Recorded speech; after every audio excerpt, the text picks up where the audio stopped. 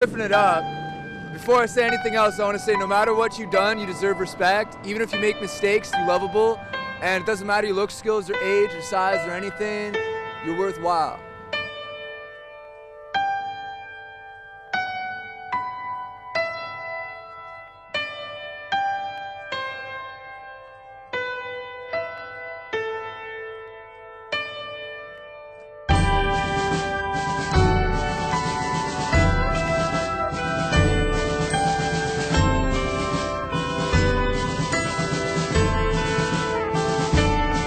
Dr. Perez for a psych evaluation.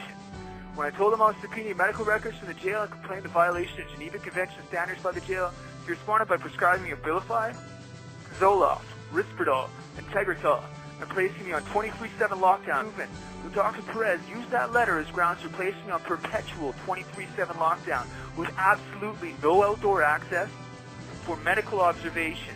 Despite there being no court order requiring me to take medication, I was penalized 96 hours confinement for refusing medication and writing in protest, under duress, under reserve on the refusal form. Since time of writing, I've been locked in by myself. I don't get allowed out with anybody.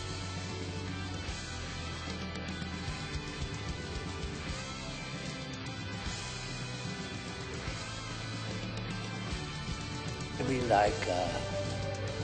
like an angel on your shoulder, Steve. And if you ever get hurt and you feel that you're going down, this little angel is going to whisper in your ear. He's going to say, "Get up, you son of a bitch! Mickey loves you."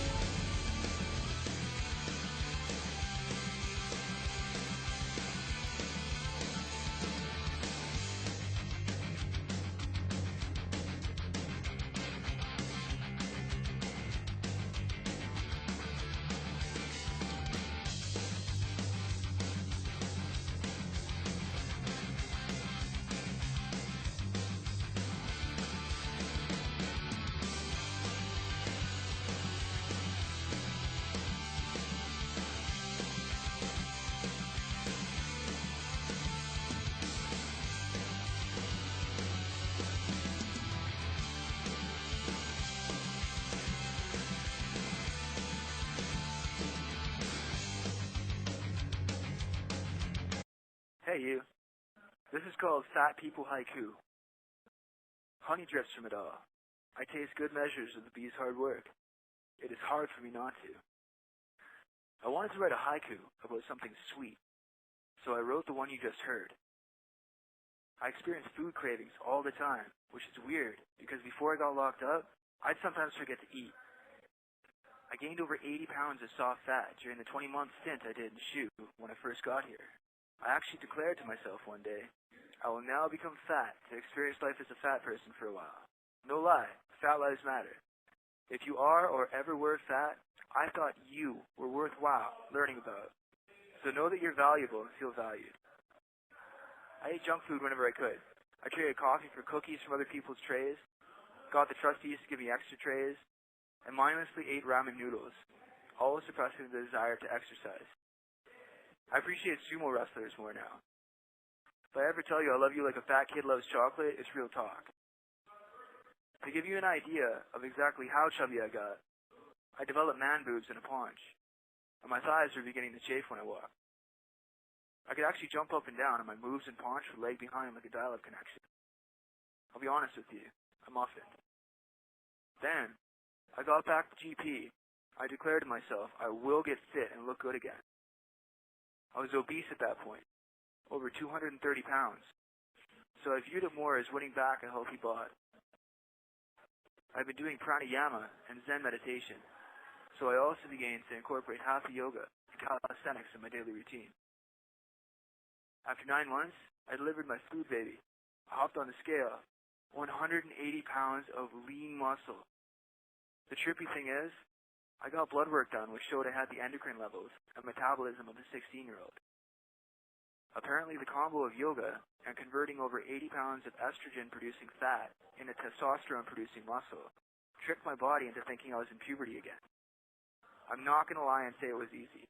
The blood work was done right about the time I got put back in isolation for 7 months. But instead of despairing 23 hours a day in the 8x10-foot cell, I stepped up my workouts. Today, I do 40 clap push-up burpees, 40 fingertip burpees, 40 regular burpees, 300 bicycle crunches, 150 dips, 3 minutes each of planks and rifle squats, 15 handstand push-ups, and 30 curls every day. Well, 2 days on and 1 day off, but I do yoga on my day off more intensely. Now, picture this. I use lotion all the time, so there's no visible stretch marks, no loose skin. Those man-dudes became my sexy pecs. That paunch muffin became my six-pack. Although they no longer chafe, if my rock-hard thighs did, they'd start a fire wherever I walk. So be encouraged. If I can turn 20 months and over 80 pounds worth of lazy soft fat into 180 pounds of lean, hard-working muscle, you can too. Imagine that. Start by breathing deeply and do some stretches. You'll feel better right away. You'll find you can do more each day. There's no other time than right now. I put up a guided meditation video called The Color of Music if you need help learning to meditate. Thanks for listening, people. This is Kai saying talk to you soon.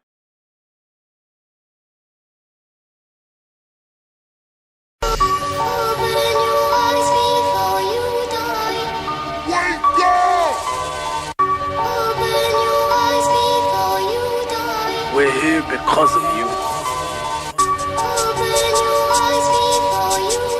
We're here because you were there. We've arrived from every corner of the planet to this nation to seek the fulfillment of the promise of America. We were promised a better life in our home countries, where we were told that privatizing water and electricity would make things run more efficiently. Instead, the quality remained almost the same, and the price was increased until it became an unaffordable luxury. Some corporations are more efficient than government, but their motivation is not the health or well-being of the people. It's only about profit. Everything else, their image, their human resources, their public relations, only exist to protect the reality behind it. Once upon a time, we were told that nationalization would prevent growth by limiting competition, that our countries were nothing without the companies that invested in us. And so they privatized everything. Everything in our country was owned by people that had no connection to our culture, by those who never had our interest at heart. They didn't care about our survival or well-being. They just wanted to turn a profit by raping the land, by exploiting our people, our industry, and our resources. They took everything we built and made it theirs. First by creating racism to justify slavery, building the capital for capitalism, and then when they gave us what they called liberty, everything we had was still owned by them. Our governments told us that socialism was the real enemy and that we would have freedom, but the foreign powers and corporations were the ones with the real freedom. The freedom to take all the wealth generated by our work and our land and give us only a small percentage of the scraps from the table. Their lust for power and their greed drove them to betray not only us, but themselves and the word of their own God. And while some used missionaries and donations to offset this abuse, other countries and companies were blatant with their crimes, using war, disease, and sanctions that killed millions. They supported corrupt governments that were almost like the old slave masters in their repression of the people, because their loyalty was to those who enabled them, installed them, and kept them in power. They became the bastard children of American industry, kleptocracies, governments of thievery. They protected the corporations and went to war against their own people to preserve those profits. The puppet rulers were given billions of US tax dollars to fund civil wars, right-wing death squads, execute political dissidents, sympathetic clergy, and even overthrow democratically elected governments. And so the age of revolution began again. They painted it as godless terrorists versus the free world and the free market. But the free market has never been free, because the market does not regulate itself.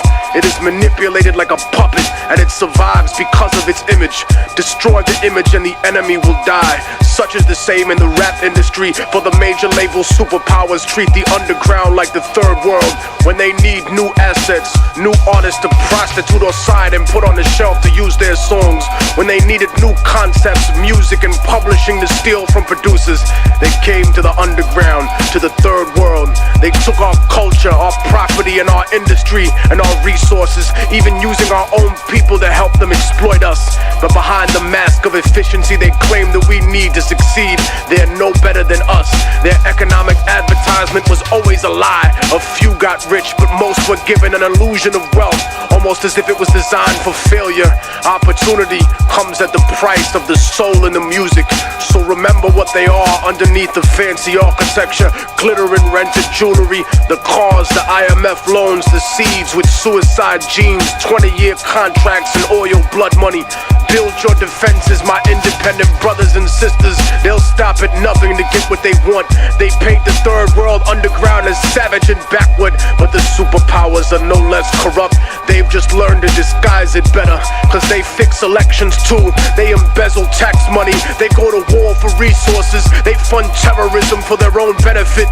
And when there's enough at stake, history's taught us that they'll even assassinate their own presidents.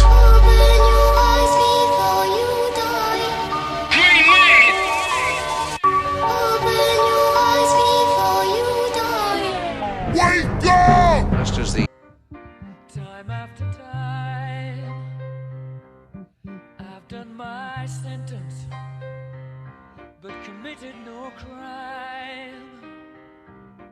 And bad mistakes, I've made a few. I've had my shells and kicked in my face, but I've come through. And I need to go on.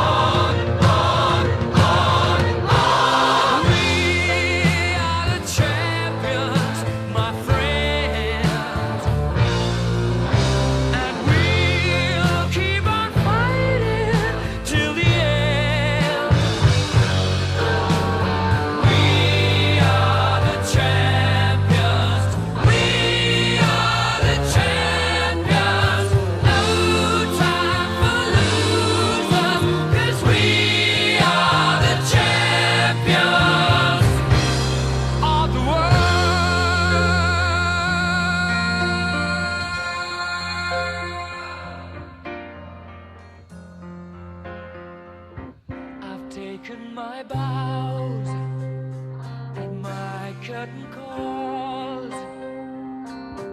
You brought me fame and fortune and everything that goes with it.